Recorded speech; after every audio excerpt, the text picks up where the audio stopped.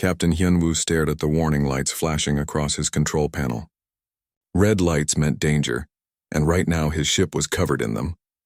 The new dawn carried 50,000 people who had left Earth behind forever. Their old home was dying, and they were looking for a new one.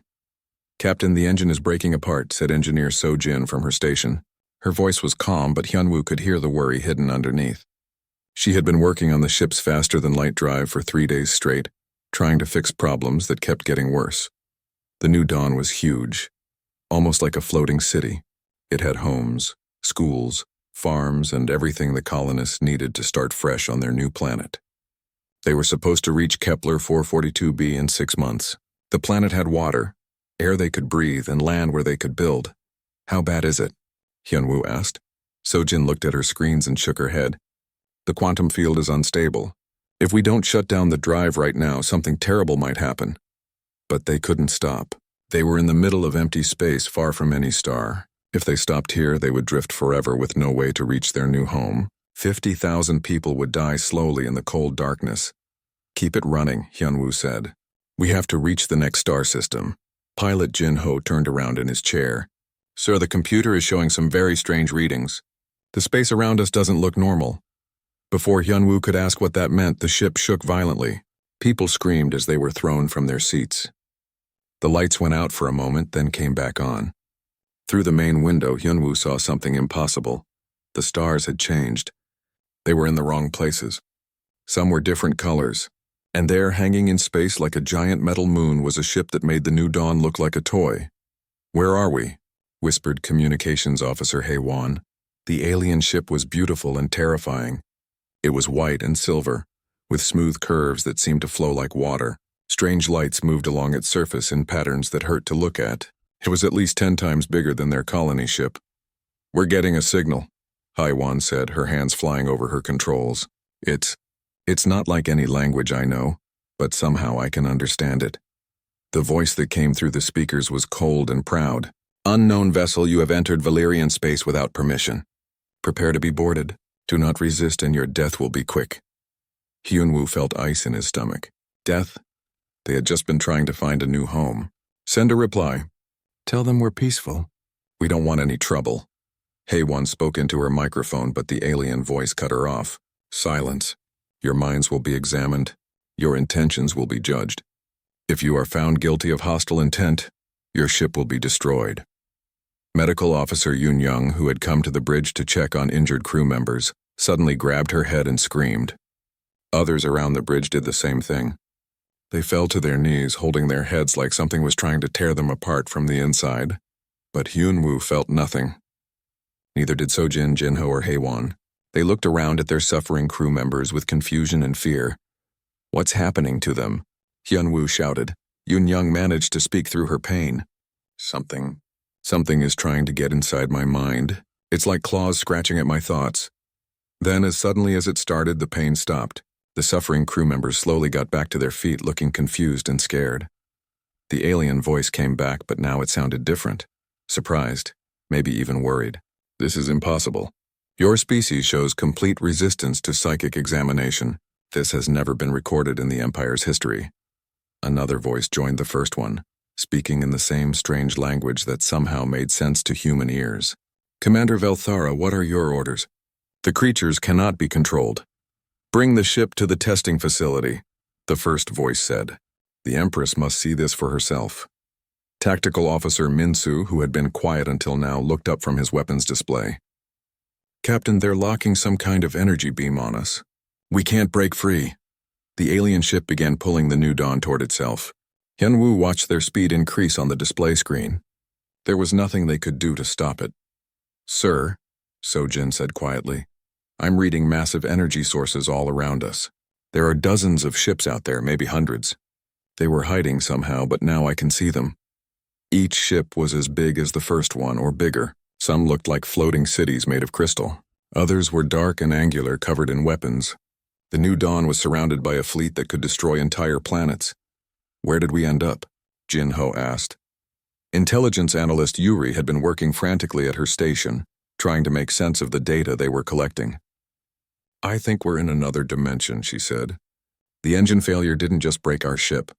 It tore a hole in space itself, the alien commander spoke again. Creatures of the unknown vessel, you will be taken for testing. Do not attempt to resist. Your unusual mental structure requires careful study. Hyunwoo looked around at his crew. They were scared, but they were ready to follow his orders. These people had trusted him to lead them to a new home. Instead, he had led them into the hands of an alien empire that saw them as test subjects. All hands, this is the captain, he said into the ship's communication system. We're in unknown territory, surrounded by unknown forces. But we've survived the death of our home world.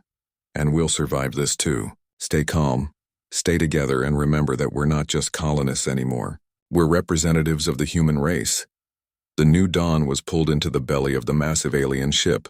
As the doors closed behind them, blocking out the strange stars of this new dimension, Hyunwoo wondered if they would ever see open space again. He had no way of knowing that their accidental arrival had just started a chain of events that would shake an entire galactic empire to its core. The Valerians had ruled for thousands of years through their ability to control the minds of other species. They had never met anyone they couldn't dominate. Until now. As the humans were dragged deeper into Valerian space, sensors across the empire began picking up the readings of their unusual minds. Scientists who had studied mental control for centuries stared at data that made no sense. Military commanders who had won every battle through psychic domination started to feel something they had forgotten how to feel. Fear. The humans had never meant to enter the Valerian Empire. They had just been looking for a new home among the stars. But as their ship disappeared into the depths of alien space, the greatest danger the Empire had ever faced had finally arrived, and it wore a human face. The inside of the Valerian ship was like nothing the humans had ever seen. The walls were smooth and white, and they seemed to glow with their own light. Strange symbols moved along the surfaces like living things. The air smelled of metal and something sweet that made their noses burn. Captain Hyunwoo and his senior crew were taken to a large room where they waited under guard. The Valerian guards looked almost human, but their skin was pale blue and their eyes were completely silver. They wore armor that seemed to be made of liquid metal, and they carried weapons that hummed with energy. The testing will begin soon, one of the guards said. His voice echoed strangely, as if it was coming from inside their heads instead of their ears. Engineer So-jin whispered to Hyunwoo, I've been watching their technology. It's incredible, but it's also different from ours. They build everything around psychic energy. That might be why it doesn't work on us. Before Hyunwoo could reply, the wall in front of them dissolved like water. A new Valerian walked in, but this one was different. His armor was old and scratched, and one of his arms was replaced with a mechanical one. The guard stepped back from him with what looked like fear. I am Cormac, the new alien said. I am here to study you. Are you going to hurt us? Asked Medical Officer Yoon Young. Cormac tilted his head, studying her with his silver eyes. That depends on what I find. You are the first species we have encountered that cannot be controlled. This makes you either very valuable or very dangerous. He walked over to a wall and touched it. Machines came out of the floor and ceiling, surrounding the humans with scanning beams and strange devices. But after a few minutes, Cormac stepped back with confusion on his face. Impossible, he muttered. Your minds are not empty. They are not shielded. They are simply different. It is as if you exist in a space that our psychic abilities cannot reach. Pilot Jin Ho crossed his arms. Maybe that's because we don't believe in your psychic powers. Cormac stared at him. Belief has nothing to do with it. Psychic energy is a fundamental force of the universe like gravity or electromagnetism. You cannot simply choose not to be affected by it. Well, we are, said Tactical Officer Minsu. So maybe your understanding of the universe isn't as complete as you think. The Valerian scientist was quiet for a long time. Then he did something that surprised everyone. He dismissed the guards with a wave of his hand. You intrigue me, he said when they were alone. I have studied the mind for over 300 years. I have never encountered anything like you. Communications Officer Haewon looked up from where she was sitting. 300 years? How old are you? I am young for my people. We live much longer than most species in the Empire. Cormac sat down across from them. Tell me about your species. Where do you come from? Hyunwoo made a decision. This alien seemed different from the others. Maybe they could learn something useful. We come from a planet called Earth. It was dying, so we left to find a new home. We never meant to come here. And you have no psychic abilities at all. Intelligence analyst Yuri shook her head. Some of us have good intuition, and some are good at reading people's emotions. But nothing like what you're talking about. Cormac was fascinated. He asked them hundreds of questions about human history, technology, and culture. In return, he told them about the Valyrian Empire. We have ruled this galaxy for over 10,000 years, he said. Every species we have encountered has been brought into the Empire through psychic domination. We do not conquer through war. We simply take control of their minds. That's horrible, said Yunyang. Is it? Cormac asked. Under our rule, there is no war, no crime, no suffering. Everyone knows their place and is content with it. But they're not free, said Hyunwoo. Freedom is chaos, Cormac replied. Freedom leads to conflict and pain. Better to have peace under guidance than suffering under freedom. The humans looked at each other. This was why they couldn't be controlled. They valued freedom more than safety, choice more than comfort. Their conversation was interrupted by alarms blaring throughout the ship. Cormac jumped to his feet, his face showing panic. What's happening? Hyunwoo demanded. The High Command has decided you are too dangerous to study, Cormac said quickly. They are sending a battle fleet to destroy your ship. Back on the New Dawn, Engineer Sojin's assistant ran through the corridors shouting warnings. The human ship was still trapped in the Valyrian vessel's cargo bay, but now energy weapons were charging up to destroy it. All crew to emergency stations. Captain Hyunwoo's voice echoed through the communication system, even though he wasn't on the ship. Somehow he was still in command. The humans moved with speed that amazed their Valyrian captors. Within minutes, the New Dawn was ready for emergency departure. But they were still trapped inside the larger ship. Pilot Jin Ho had an idea. Sojin, can you overload our engine again? Like what happened when we first got here. That's incredibly dangerous, she said. We could tear another hole in space. Better than being destroyed by aliens, Jin Ho replied. Sojin's hands flew over her controls. The engine that had brought them to this dimension began to build power again. The Valyrians realized what was happening and tried to stop them. But human technology was too different from theirs. They couldn't understand it fast enough. The space around the New Dawn began to twist and bend. The cargo bay doors exploded outward, and the human ship shot out into space just as the Valyrian weapons fired. Instead of hitting the colony ship, the energy beams struck empty space that was folding in on itself. It worked, Jinho shouted. We're free. But their celebration was short-lived.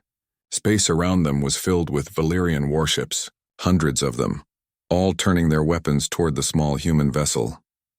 This is Admiral Kwan Ho to all crew, came a voice over the communications. He had taken command when Hyunwoo was captured. Prepare for evasive maneuvers. The New Dawn wasn't built for war. It was a colony ship, designed to carry families to a new world. But the humans who flew it had something the Valyrians didn't expect. They were willing to take crazy risks. Jinho threw the massive ship into a dive toward a nearby asteroid field. The Valyrians followed, firing their weapons in perfect formation. Their shots were precise and coordinated, guided by shared psychic links between their pilots. But precision wasn't what the humans needed. They needed chaos. As the New Dawn twisted between asteroids at impossible speeds, the Valyrian pilots found themselves confused. Human flying didn't follow any logical pattern. It was unpredictable, wild, and somehow it worked. They're gaining on us, reported Tactical Officer Minsu. Then we do something they won't expect, Admiral Kwan Ho replied. The colony ship suddenly reversed direction, flying straight toward the largest Valyrian warship. The aliens were so surprised that they hesitated for just a moment. That was enough. The New Dawn skimmed along the top of the warship's hull, so close that people could see Valyrian faces through the windows. Then it dove into a dense part of the asteroid field where the larger ships couldn't follow. For hours, the humans played a deadly game of hide-and-seek among the floating rocks. Their ship took damage, but it kept flying. The Valyrians grew frustrated as their perfect coordination meant nothing against an enemy that refused to fight the way they expected. Finally, the human ship found what it was looking for, a gap in space that led to another part of the galaxy. Jinho aimed for it without hesitation. That leads to the Deadlands, Cormac said over the communication channel. He had somehow managed to stay in contact with them during the chase. No ship has ever returned from there. Then I guess we'll be the first, Jinho replied, and pushed the new dawn through the dimensional gap. The Valerian ships stopped at the edge of the portal. They would not follow the humans into the Deadlands, where even their powerful empire feared to go. As the human ship disappeared into the dangerous region of space, the Valerian commanders sent reports back to their leaders. They had lost the strange aliens, but they had learned something important. These creatures called humans were not just immune to psychic control. They were also completely unpredictable, willing to take risks that seemed like suicide. And somehow they survived situations that should have killed them. For the first time in 10,000 years, the Valerian Empire faced an enemy they could not understand or control. And that enemy was flying deeper into the most dangerous part of the galaxy, where they would either die or become even more dangerous. The hunt for humanity had begun. The Deadlands lived up to their name. Space here was twisted and broken, filled with gravity storms and the remains of ancient battles. Massive pieces of metal floated like islands in the darkness, some as big as moons. Strange energy fields crackled between them, creating deadly lightning that could destroy a ship in seconds. But the new dawn survived. Pilot Jinho guided the colony ship through the maze of dangers with skills that even he didn't know he had. The ship's hull was scarred and burned, but it held together. "How are we still alive?" asked Admiral Quan Ho as he watched another gravity storm pass by their windows. Engineer Sojin looked up from her repair work. "I think it's because we don't know enough to be scared. The Valerians understand too much about how dangerous this place is. We're too ignorant to give up." They had been in the Deadlands for 3 weeks when they found something unexpected. It was a space station hidden inside a hollow asteroid. The station was old and patched together from dozens of different technologies, but it was alive with activity. "Someone's sending us a signal," said Communications Officer Hei-Wan. "It's in the Valerian language, but the speaker doesn't sound Valerian." The voice that came through their speakers was rough and tired. "Unknown ship, this is Freeport 7. State your business or prepare to be destroyed." "We're refugees," Admiral Quan Ho replied. "We're looking for a safe place to repair our ship." There was a long pause. Then the voice came back, sounding surprised. "Did you say refugees? In the Deadlands? That's a new one. Dock at Port 3. Keep your weapons powered down." The docking bay was huge and filled with ships unlike anything the humans had seen. Some looked like they were grown rather than built. Others were clearly Valerian design, but modified with strange additions. Creatures from dozens of different species worked on repairs and traded goods. A delegation came to meet the humans as they left their ship. The leader was tall and thin, with 4 arms and skin that changed colors as he moved. Behind him walked a creature that looked like a walking tree, a small being covered in fur and something that was mostly tentacles. "I am Trader Nexval," the 4-armed alien said. "Welcome to the last free port in this sector. We heard about your ship from a very interesting source." "What source?" asked Ambassador Jae-min, who had been chosen to handle first contact with new species. "A Valerian scientist named Cormac. He's been spreading word about creatures that cannot be controlled by psychic power." Most of us thought it was just a story. The small furry creature stepped forward. "Is it true? Can you really resist the mind touch?" Anthropologist Subin knelt down to speak to the creature at eye level. "Yes, it's true. We can't be controlled that way." The creature's eyes went wide. Then the old prophecies were right. The free minds have finally come. The delegation took the humans to a large meeting room, where representatives from dozens of species were waiting. Some looked almost human, while others were so alien that it was hard to tell which end was their head. But they all shared something in common. They were all hiding from the Valerian Empire. "For 10,000 years we have been slaves," said a creature that looked like a floating jellyfish. "The Valerians control our thoughts, our actions, our very dreams. We only found freedom by fleeing to places like this where their power is weak. But you," said the tree-like being, "you can walk among them without being controlled. You could go anywhere in the Empire." Research Director Wansik leaned forward. "Are there many of you? Hidden communities like this?" "Hundreds," said Trader Nexaval. "Maybe thousands. Scattered across the galaxy, wherever the Valerians cannot easily reach. We survive by trading, by helping each other, by sharing information." Ambassador Jamin realized what this meant. "You have a network, a way to communicate across the Empire without the Valerians knowing." "A small one," admitted the furry creature. "We use old technology, hidden signals, smuggled messages. It's slow and dangerous, but it works. Communications Officer Haywan spoke up. We could help you improve it. Human technology might work differently enough that the Valerians couldn't detect it. Over the next few weeks, the humans worked with the Free Peoples to build something new.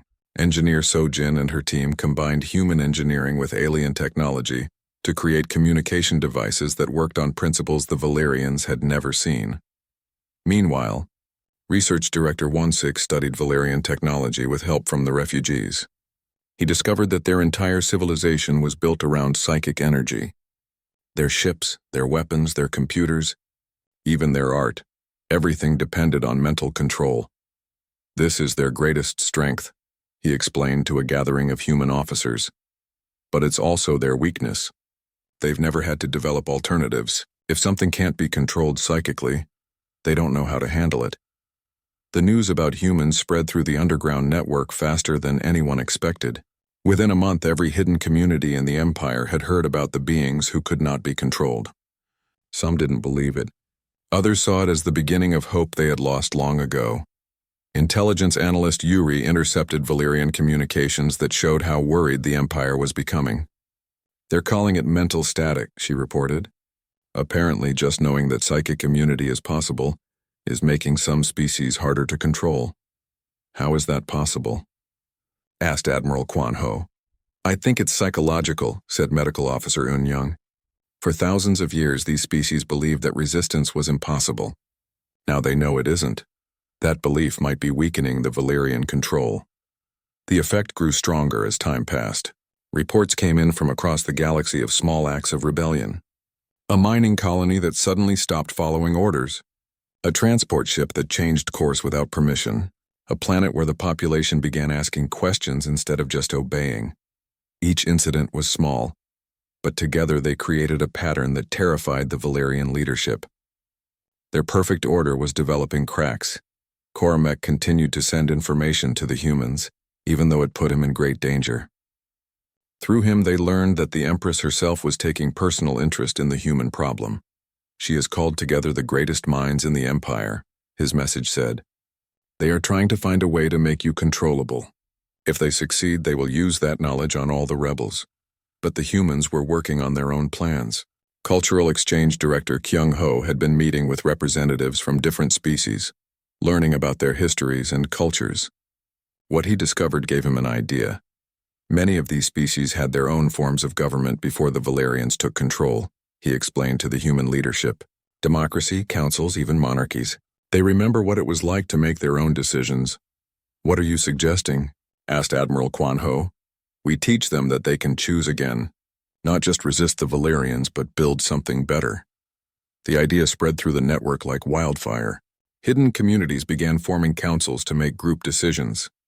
Trade agreements were negotiated between equals instead of imposed by psychic force. Species that had been enemies for millennia began talking to each other for the first time in thousands of years. The Valerians noticed the changes immediately. Their reports spoke of coordination failures and command breakdowns across hundreds of systems. What had once been a perfectly controlled empire was becoming chaotic and unpredictable. It's working, said Communications Officer Haywan as she read the latest intelligence reports. They're losing control and they don't know how to get it back.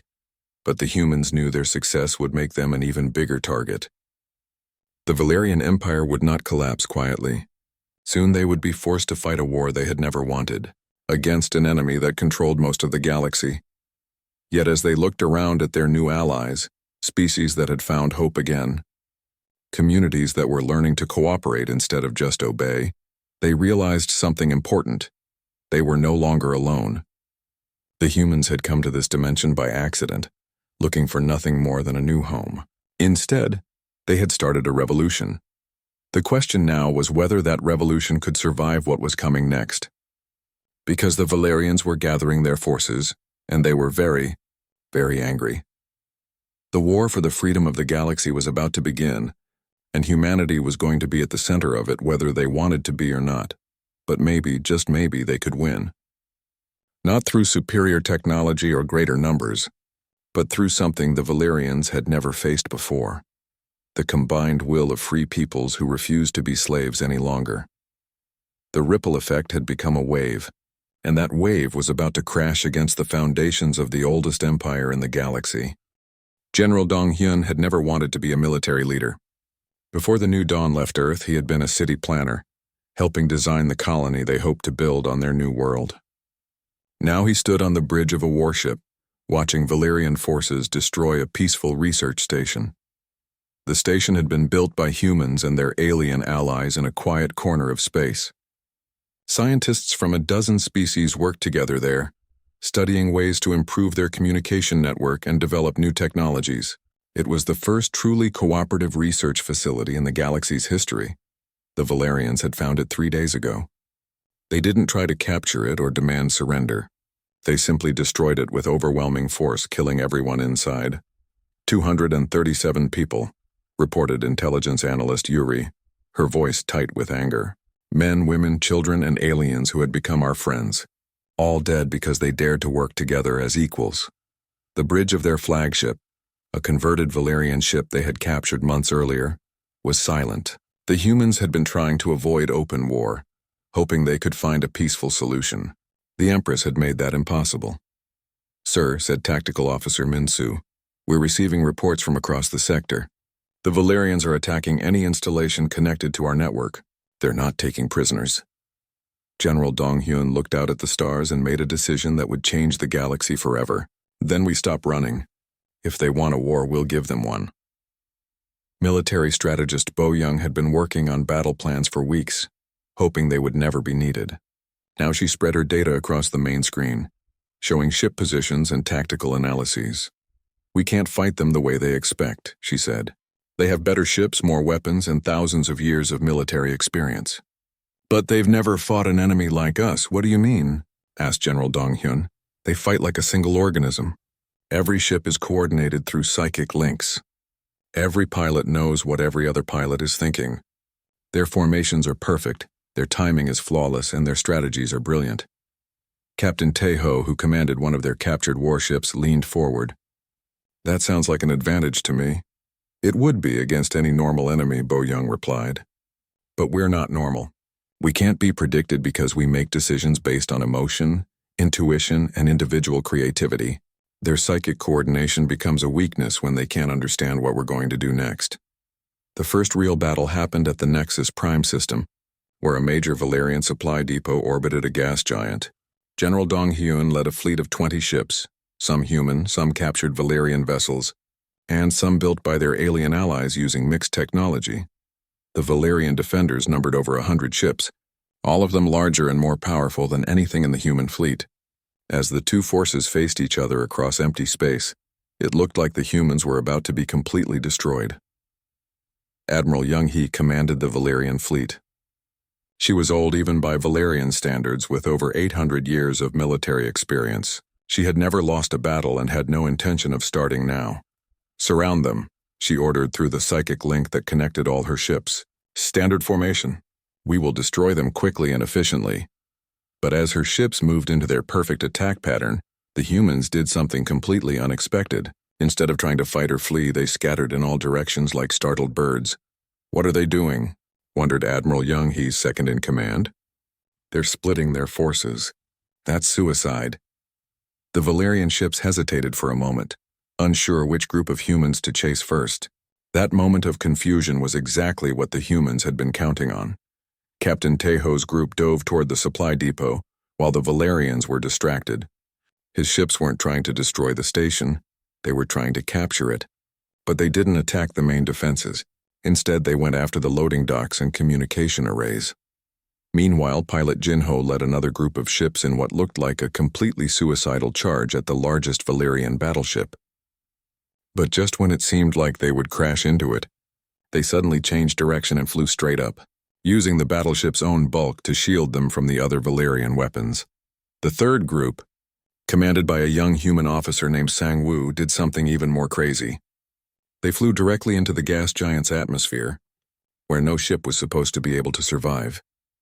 Admiral Young-hee tried to coordinate her fleet's response, but every time her ships moved to counter one human group, the others would do something completely different. It was like trying to fight a storm.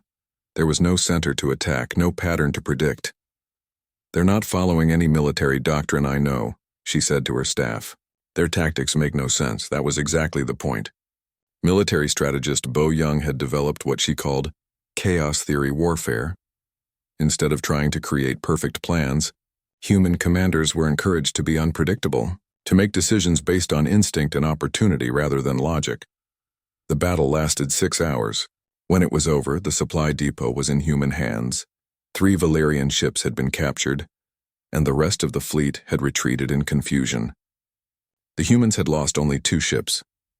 News of the victory spread through the underground network faster than light. For the first time in 10,000 years, someone had defeated the Valerians in open battle. The psychological effect was enormous. Rebellions broke out on dozens of worlds. Some were quickly crushed, but others succeeded as local Valerian forces found themselves facing enemies they couldn't predict or control. The Empire's perfect order began to collapse into chaos. Empress Zalnira herself took personal command of the response.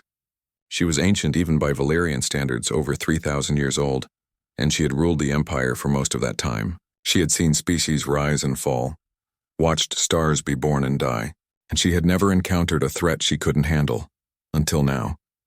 "Bring me Admiral Young-hee," she commanded from her throne room on the capital world. "I want to understand how these creatures think." When Admiral Young-hee arrived, she was clearly shaken by her defeat. "Your Majesty, they fight like madmen. There's no logic to their tactics, no pattern to their behavior. How do you plan against an enemy that doesn't even plan?" The Empress was quiet for a long time. Finally she spoke. "Perhaps that is the point. We have become too dependent on order, too reliant on our ability to predict and control. These humans represent something we had forgotten even existed: true chaos." "What are your orders, Majesty?" "Contact their leader. Arrange a meeting. If we cannot defeat them through force, perhaps we can find another solution." The message reached General Dong-hyun 3 days later. The Empress of the Valerian Empire wanted to negotiate. She was offering to meet on neutral ground under a flag of truce. "It's a trap," said intelligence analyst Yuri immediately. "Maybe," replied General Dong-hyun. "But what if it isn't? What if she genuinely wants to find a peaceful solution?" Ambassador Jaemin had been studying Valerian culture since their arrival in this dimension. "From what I've learned, the Empress never negotiates unless she believes she has no other choice. The fact that she's asking for a meeting means we've already won something important." The meeting was arranged on a space station in the neutral zone between Valerian and Rebel territory. Both sides brought minimal forces, and strict rules were established to prevent violence. When General Dong-hyun first saw Empress Zalnira, he was struck by how old she looked. Not just physically old, but tired in a way that went deeper than years. She carried the weight of ruling an entire galaxy, and for the first time in millennia, that burden seemed too heavy. "You have caused considerable disruption to our order," she said without preamble. "We never intended to," General Dong-hyun replied honestly. "We just wanted to survive. And yet here we are. Your survival has cost us the stability of hundreds of worlds. Your very existence threatens everything we have built." "Then maybe what you built wasn't as strong as you thought." The Empress was quiet for a moment. When she spoke again, her voice was softer. "Do you know what this galaxy was like before the Empire? It was chaos. Endless wars between species who could never understand each other. Billions died in conflicts that solved nothing. And now billions live as slaves," General Dong-hyun countered. "They live in peace. Peace isn't worth anything if you're not free to choose it." The negotiation lasted for hours, but in the end, they could not find common ground. The Empress offered the humans their own sector of space in exchange for stopping their influence on other species. General Dong-hyun refused, saying that freedom wasn't something they could trade away. As they prepared to leave, the Empress asked one final question. "What do you hope to accomplish? Even if you defeat us, the galaxy will return to chaos. Species will fight each other as they did before." General Dong-hyun looked her in the eyes. "Maybe. But at least they'll be fighting for themselves, not dancing to someone else's tune. And maybe, just maybe, they'll learn to dance together instead." The war resumed with greater intensity than before, but now both sides knew that this was more than just a military conflict. It was a battle between two completely different ideas about how the galaxy should work. The humans had. President Sung-ho stood on the bridge of the New Dawn, looking out at something that would have been impossible to imagine just 2 years ago. The home ship of humanity floated in orbit around the Valerian capital world. surrounded by hundreds of alien vessels flying flags of species that had been enslaved for thousands of years. The war was over. The Valerian Empire had surrendered. It had taken 18 months of fighting, but the end came faster than anyone expected. The final battle hadn't been won by superior firepower or brilliant tactics. It had been won by something much simpler. The Valerians had run out of people willing to fight for them. As the revolution spread, more and more species within the Empire remembered what freedom felt like. Valerian commanders found themselves trying to give orders to crews that simply refused to obey. Their psychic control, weakened by the growing belief that resistance was possible, finally broke completely. The last empress of the Valerian Empire sat in her throne room, no longer surrounded by loyal servants but by human diplomats and representatives of the species she had once ruled. She looked even older now, as if the weight of defeat had added centuries to her age. "What happens to us now?" she asked. Her voice was quiet, resigned. Diplomatic Corps leader Young, who had once been a teacher on Earth, spoke gently. "That depends on what you choose to do. You're free now, just like everyone else." "Free?" The Empress laughed bitterly. "I have ruled for 3,000 years. I don't know how to be anything else." "Then learn," said President Sung Ho. "We all had to learn how to live in this galaxy. You can too." The task of rebuilding an entire galactic civilization was enormous. Species that had been controlled for millennia had to learn how to make decisions for themselves. Worlds that had followed orders without question for thousands of years suddenly had to figure out their own laws, their own governments, their own futures. Cultural Exchange Director Kyung Ho found himself busier than he had ever imagined possible. Every day brought new requests for help from species trying to understand concepts like democracy, individual rights, and cooperative decision-making. The Crystalline Collective wants to know if they can elect their leaders by musical harmony, he reported to the weekly council meeting. The Botanical Federation is trying to figure out how to count votes when some of their members are sentient forests. And the deep space miners are asking if they can form a government based entirely on who can dig the deepest holes. "Are any of those systems actually working?" asked President Sung Ho. "Surprisingly, yes. It turns out that when people are free to choose their own way of doing things, they come up with solutions we never would have thought of." The humans found themselves in an unexpected position. They had become the most respected species in the galaxy, not because they had conquered anyone, but because they had shown everyone else that freedom was possible. Representatives from hundreds of worlds came to them for advice on everything from writing constitutions to organizing elections. But with respect came responsibility.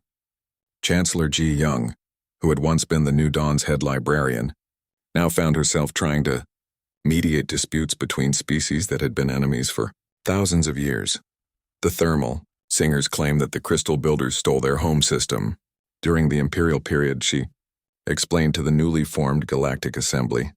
The crystal builders say they were assigned that system by Valerian administrators and never chose to take it. Both sides have valid points. These were the kinds of problems that had led to the Empire in the first place. Before the Valerians took control, the galaxy had been torn apart by exactly these kinds of conflicts. Many species worried that they were headed back to the dark ages of constant warfare. But something unexpected happened. Instead of fighting, the disputed species began talking. They formed committees to study the historical records. They brought in neutral parties to help mediate. They found compromises that satisfied both sides.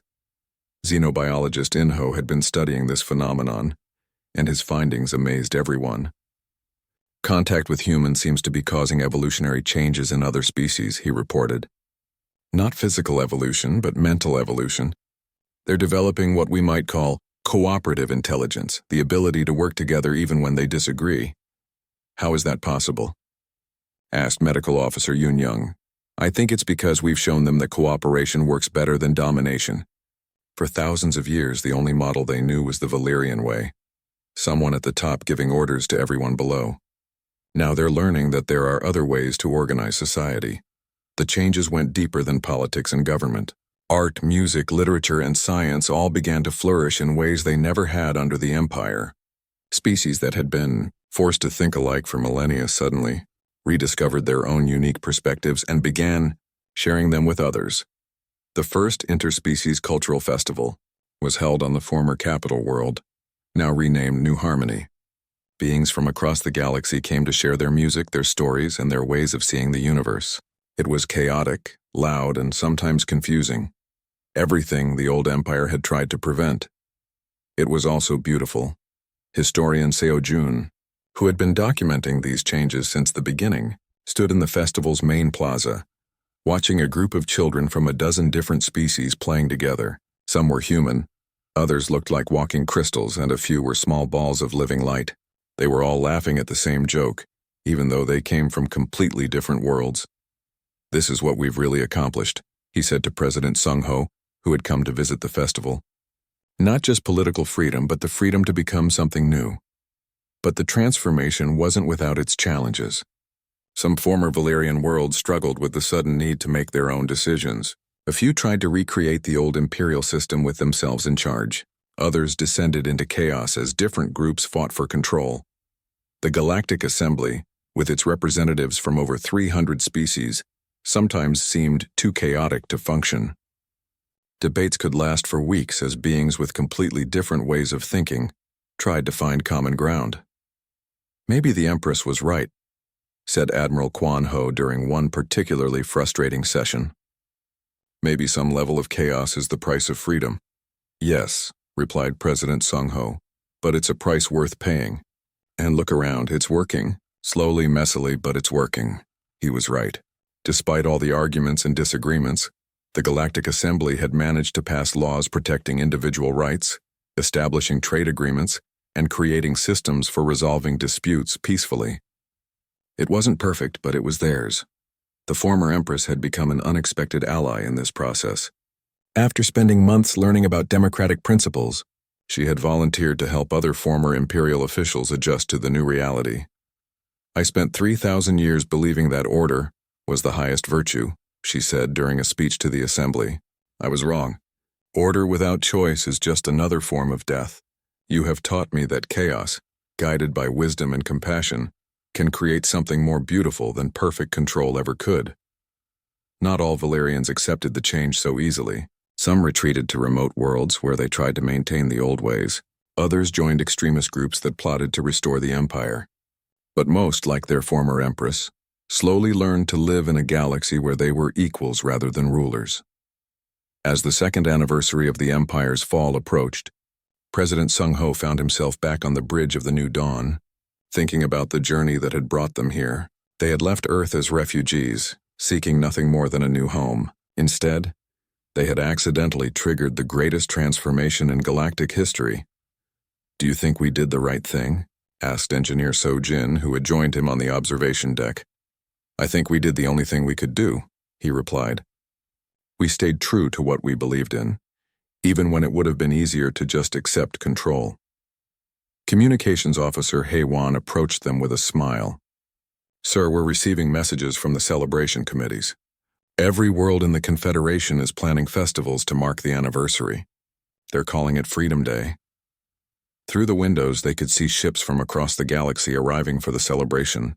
Each one was different. Some were sleek and modern. Others looked like they had been grown rather than built. And a few seemed to be held together by hope and determination alone. It was a perfect metaphor for the new galactic civilization. Different, chaotic, sometimes inefficient, but free. Free to succeed, free to fail, and free to try again. The humans had never meant to enter the Valerian Empire. They had never meant to start a revolution. They had never meant to become the catalyst for the greatest change in galactic history. But sometimes the most important things happen by accident. Sometimes the greatest victories are won by people who never wanted to fight.